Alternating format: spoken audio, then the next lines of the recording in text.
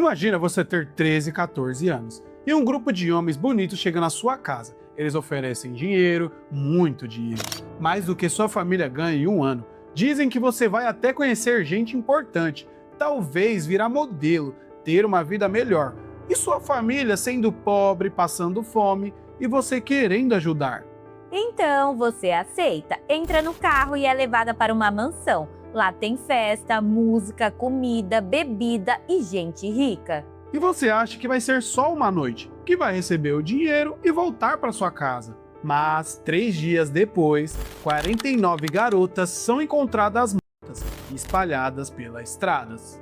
Essa é a história mais sombria de o criminoso mais famoso do século XX. Um caso que foi escondido por anos, mas que chocou o mundo quando finalmente veio à tona. Eu sou a Geice Barbosa. E eu sou Cláudio Vinícius. E você está no Aprendizados Novos. Para quem não o conhece, nasceu em 1º de dezembro de 1949, em Rio Negro, na Colômbia, mas foi criado em Medellín. Ele nasceu numa família de classe média baixa. A mãe era professora, o pai tinha uma pequena fazenda. Mas o dinheiro não era suficiente. Eram 7 filhos e 2 adultos, e muita pobreza. Começou a roubar muito cedo, abandonou a escola e virou criminoso. Começou com pequenos furtos, depois roubos maiores. Fazia a venda de cigarros falsos e também bilhetes falsos de loteria. Até que no início dos anos 70, com apenas 20 anos, ele já entrava para o mundo do tráfico. E aí ele se destacou e com apenas 22 anos ele cresceu muito rápido e ficou milionário. Em 1976, ele e um sócio fundaram o famoso Cartel de Medellín, a maior organização criminosa da época. Eles produziram e transportavam cocaína, principalmente para os Estados Unidos. Ficou extremamente rico. Em 1993, ele já tinha 10 bilhões de dólares. Ele era uma das pessoas mais ricas do mundo, mas também a mais perigosa. Porque não tinha limites. Ele mandava matar qualquer um que atrapalhasse os negócios dele. Policiais, juízes, políticos, jornalistas, pessoas comuns. Medellín virou a capital mundial dos homicídios. Tanta gente morria por ordem de Pablo. Mas tinha um lado dele que poucas pessoas conheciam, um lado mais sombrio. Tinha uma obsessão por garotas muito jovens. E isso começou bem cedo, lá em 1972, quando ele tinha apenas 23 anos. Ele conheceu Maria Victoria, uma menina de apenas 12 anos. Ele tinha 23, ela tinha 12. Isso já mostra um certo interesse dele por garotas bem mais jovens.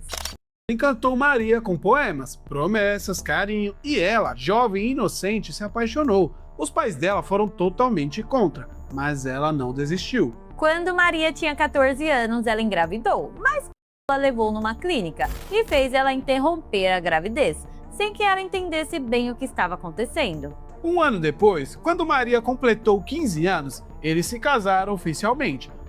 Já tinha 27 e Maria achava que era amor e que ele era um cavalheiro, mas ela não estava preparada para o lado obscuro de Porque ele não parou. Depois de casar, ele continuou com outras meninas.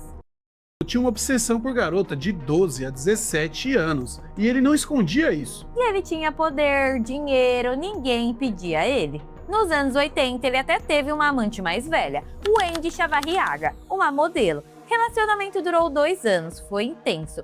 Ela chegou a abalar o casamento dele. Até que ela engravidou, mas não aceitou. E aí ele mandou sequestrar ela e um veterinário fez a interrupção à força. O Wendy jurou vingança e ela começou a se aproximar de um dos capangas de um homem chamado John Jairo Velázquez Vázquez. Conhecido como Popeye, ele era um homem de confiança de Wendy e Popeye começaram a namorar, mas Pablo confiou. E aí ele grampeou o telefone dela e descobriu que ela estava trabalhando com a polícia. Ordenou que Popeye a matasse, mas ele não teve coragem. Então ele contratou outras pessoas e o Wendy foi morto em plena luz do dia no restaurante. Mas voltando à obsessão dele, conforme ele ficava mais velho e mais rico, a obsessão só aumentava. Mas ele era muito famoso, ele não podia sair na rua. Então ele criou um grupo chamado Los Sueños, Os Sonhos. Eram jovens bonitos, fortes, bem vestidos e muito ricos. E a função deles era ir até as periferias, nos bairros mais pobres, e selecionar as garotas. Eles ofereciam muito dinheiro, de 30 a 50 mil pesos, motos e carros. E para as famílias que passavam fome, aquilo era uma fortuna, e muitas meninas aceitavam, querendo ajudar as famílias, querendo uma vida melhor. Elas eram atraídas com promessas de conhecer gente importante, virar modelos e até mesmo artista de TV. Mas havia exigências. Todas tinham que ser virgens e elas eram examinadas antes. Também tinha que ser pequenas, delicadas, magras e de pernas longas. E todas elas eram informadas que iriam passar uma noite com o homem mais conhecido da Colômbia. E muitas achavam que ia conseguir conquistar ele e se tornar a nova rainha do tráfico. Mas ele amava sua esposa Maria e dizia que ela era uma santa e que com ela ele não podia realizar seus desejos mais sombrios. Maria sabia das traições, mas fingia que não via, desde que ele mantivesse a família em segurança. A polícia tentou várias vezes interceptar essas viagens, seguir as garotas até ele, mas nunca conseguiram, porque elas trocavam de carro 5 ou 6 vezes, passavam por vários lugares, vários motoristas, até chegar no destino final. E quando chegava nas mansões, tudo já estava preparado para as festas. E agora a gente chega na parte mais sombria dessa história. Lá em 1987, ele decidiu fazer uma grande festa, mas uma festa gigante, para agradar, os amigos, o colaborador e os membros também do cartel. E ele escolheu uma das maiores mansões dele, num bairro exclusivo de Medellín, e mandou os capangas selecionarem 50 garotas, entre 12 e 17 anos. Todas com promessas de dinheiro e de encontrar pessoas importantes. E elas foram levadas até a mansão, examinadas, e depois elas iam até o salão, onde todos os homens esperavam por elas. A festa tinha tudo: bebida, comida, música alta, substâncias ilegais, mas ele nunca bebia muito, nunca usava droga, só fumava cigarros normais e também controlado. Galera, mas antes de continuar, se vocês estão gostando, já se inscreva no nosso canal, deixa o like de vocês e ativa o sininho. E já comenta aqui embaixo se vocês sabiam dessa história. A festa durou 3 dias. As garotas eram colocadas para dançar e divertir os homens. Quando eles queriam algo mais íntimo, levavam elas para os quartos. Já ele ficava assistindo, até escolher quem ele queria. E segundo os relatos, ele era gentil, respeitoso, sabia como agradá-las. As garotas que saíam vivas dessa festa diziam que não tinham nada a reclamar. Ele sempre usava preservativo, não por proteção, mas porque ele não queria que elas engravidassem. Os únicos herdeiros dele tinham que ser filho da Maria, e durante anos ele nunca tinha feito mal às garotas. Mas essa festa de 1987 foi diferente, muito diferente. Durante os 3 dias seguintes depois da festa, 49 garotas foram encontradas sem vidas espalhadas por Medellín. E todas tinham sinais de violência e tinham partes do corpo retirada, e eles jogaram essas partes do corpo pelas estradas norte da Colômbia. A Polícia Federal colombiana entrou em ação e logo suspeitou do sumiço das garotas, mas tinha um problema: ele nunca tinha sido violento com essas garotas antes. Então por que agora? O que tinha acontecido? Depois de meses surgiram 2 teorias. A primeira seria que ele estava tentando conseguir informações sobre cartéis rivais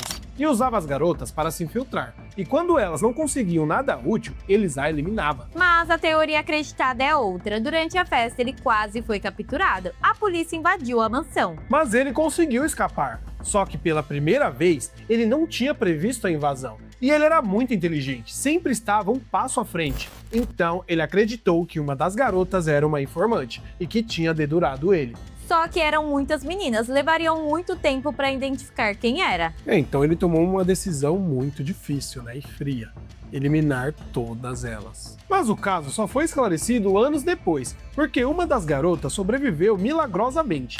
Em 1991, 4 anos depois, ela criou coragem e contou tudo. Sua identidade foi mantida em segredo, porque todos sabiam que se ele descobrisse, ele ia atrás dela e eliminaria ela antes mesmo do processo começasse. E até hoje o seu nome é mantido em segredo por respeito à vítima. Ela contou que tinha ido à festa e que também ele tinha sido muito gentil com ela. E que ele cumpriu todas as promessas, pagou o dinheiro, tratou ela bem, mas ela confirmou a teoria da polícia, que ele tinha suspeitado que uma delas era informante. E ele não aceitava traições, não importasse quem fosse. Algumas meninas se colocaram em perigo, foram espiar a conversa que não devia. E começaram a contar uma pra outra no grupo, provando que, elas não conseguiam manter de boca fechada.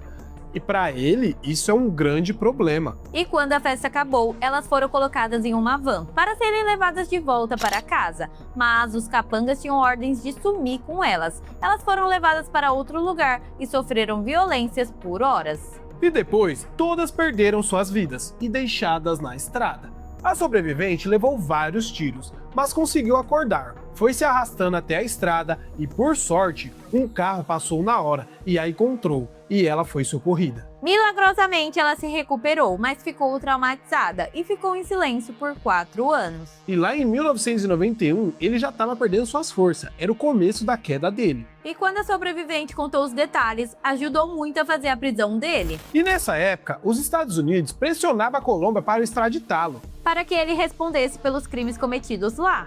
Só que ele fez um acordo, né? Ele pararia as atividades criminosas que ele estava cometendo. Só que em troca de sentença reduzida, sem extradição e também tratamento preferencial. E acreditem, ele propôs a construir a sua própria prisão, do jeito que ele queria. O lugar se chamava La Catedral e parecia mais uma casa de férias de luxo. Tinha campo de futebol, piscina, bar, jacuzzi, cachoeira e até uma boate.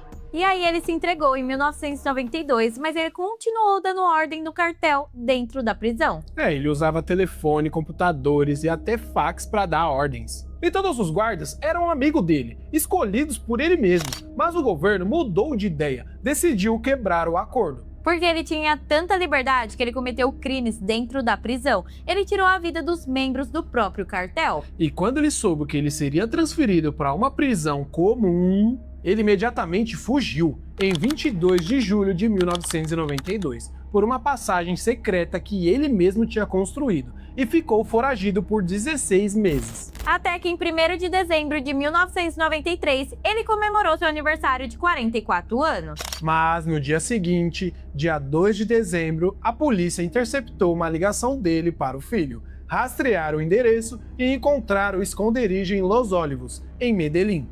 Só que ele foi pego desprevenido, um tiroteio começou. E esse foi seu último dia de vida, e o governo comemorou, o chefão do crime tinha caído. Mas no dia seguinte, mais de 25 mil pessoas foram às ruas para o velório.